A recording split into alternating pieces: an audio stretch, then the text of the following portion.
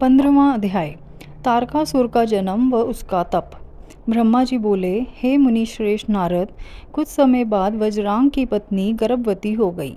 समय पूरे होने पर उसकी पत्नी ने एक पुत्र को जन्म दिया। वह बालक बहुत लंबा चौड़ा था, उसका शरीर बहुत अधिक विशाल था, वह अत्यंत शक्तिशाली और पराक्रमी था। उसके जन्म के समय सारे संसार में कोहराम मच गया। चारों ओर उपद्रव होने लगा। आकाश में भयानक बिजलियां चमकने लगीं तथा चारों दिशाओं में भयंकर गर्जनाएं होने लगीं। धरती पर भूकंप आ गया, पहाड़ कांपने लगे, नदी सरोवर का जल जोर जोर से उछलने लगा। चारों ओर आंधियां चलने लगीं, सूर्य को राहु ने निगल लिया और चारों ओर अंधकार छा गया। उसके जन्म के समय ऐसे अशुभ लक्षणों को देखते हुए कश्यप मुनि ने उसका नाम तारक रखा। तारक का जन्म हो जाने पर वज्रांग के घर ही उसका लालन पालन होने लगा। थोड़े ही समय में तारक का शरीर और बड़ा हो गया। वह पर्वत के समान विशाल और विकराल होता जा रहा था। कुछ समय पश्चात तारक ने अपनी माता और पिता वज्रांग से तपस्या करने की आज्ञा मांगी। तब उसके माता पिता ने प्रसन्नतापूर्वक उसको आज्ञा प्रदान कर दी। साथ ही उसकी माता ने उसे यह आदेश दिया कि वह देवताओं को अवश्य जीते और उन पर अपना आधिपत्य कर स्वर्ग पर अधिकार कर ले। अपनी माता की आज्ञा पाकर वज्रांग का पुत्र तारक तपस्या करने के लिए मधुवन चला गया। वहाँ तारक ने मुझे प्रसन्न करने के लिए कठोर तप करना आरंभ कर दिया।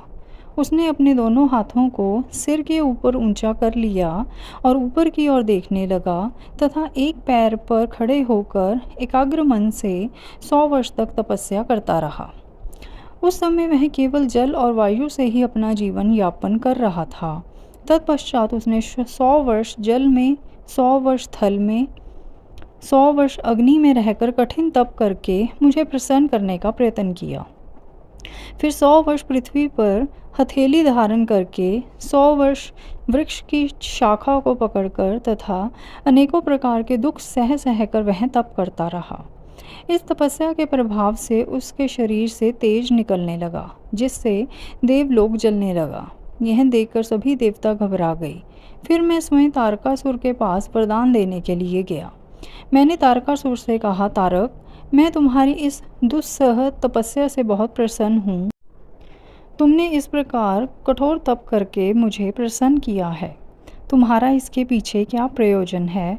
निसंकोच मुझे बताओ। मैं तुम्हें तुम्हारा मनोवांछित फल अवश्य प्रदान करूँगा। तुम अपनी इच्छा अनुसार वर मांगो। ब्रह्मा जी के इन वचनों को सुनकर तारकासुर उनकी स्तुति करने लगा।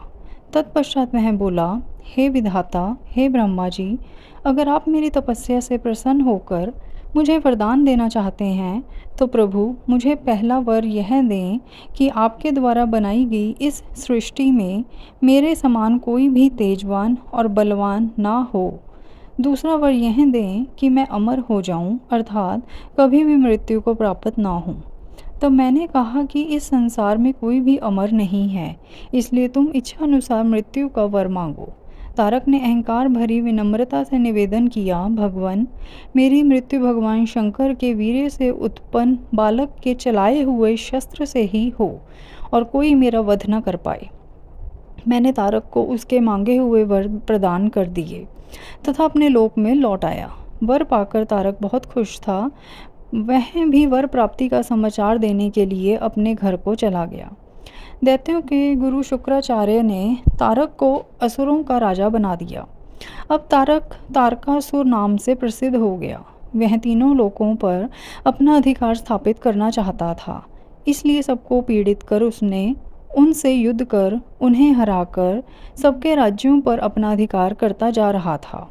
स्वर्ग के राजा इंद्र ने भी डर कर अपना वाहन ऐरावत हाथी, अपना खजाना और 9 सफ़ेद रंग के घोड़े उसे दे दिए। ऋषियों ने डर के मारे कामधेनु गाय तारकासुर को दे दी। इसी प्रकार अन्य देवताओं ने भी अपनी अपनी प्रिय वस्तुएं तारकासुर को अर्पित कर दी। अन्य लोगों के पास भी जो उत्तम उत्तम वस्तुएं थीं, उन्हें भी दैत्यराज तारक ने अपने अधिकार में कर लिया। इतना ही नहीं, समुद्रों ने भी भयभीत होकर अपने अंदर छिपे सभी अमूल्य रत्न निकालकर तारकासुर को सौंप दिए। तारकासुर के भय से पूरा जगत कांपने लगा था।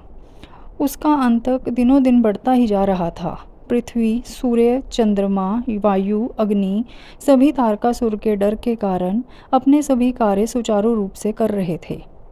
दैत्यराज तारकासुर ने देवताओं और पितरों के भागों पर भी अपना अधिकार जमा लिया था। उसने इंद्र को युद्ध में हराकर स्वर्ग का सिंहासन भी हासिल कर लिया था। उसने स्वर्ग के सभी देवताओं को वहां से निष्कासित कर दिया जो अपनी प्राण रक्षा के लिए इधर उधर भटक रहे थे।